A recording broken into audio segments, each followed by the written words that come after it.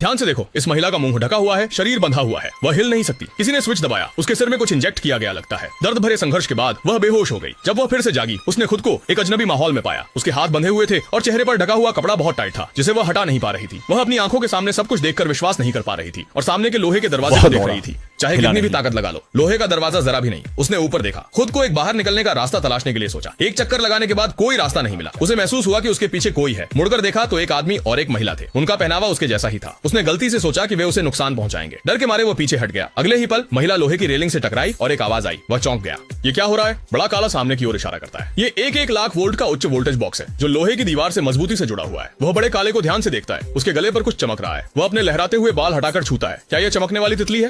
रात को उसने यहाँ की हर चीज को देखा। कुछ कहना चाहा लेकिन मुंह नहीं खोल सका, इसलिए आंसू बहा दिए। अचानक लोहे का दरवाजा खुल गया। क्या शाओ हुआंग खुद बाहर जाएगा? कुछ लोग उम्मीद में लोहे का दरवाजा देख रहे थे और नई आई हुई वो महिला पूरी तरह कांप रही थी। नहीं पता था आगे क्या होगा, लेकिन लगता है कि द हैक को इसकी आदत हो गई है। इस समय एक आदमी अंदर आया और उसने दरवाजे पर लगे फिंगरप्रिंट लॉक को खोला। उसके हाथ में एक इलेक्ट्रिक स्टन रॉड था, जिसे लेकर वह महिला की तरफ बढ़ा जब तक कि वह अगले स्थान में नहीं चली गई। इसके बाद उसे फिर से बांध दिया गया। आदमी ने उसके गले के पीछे लगाए गए उपकरण की जांच की।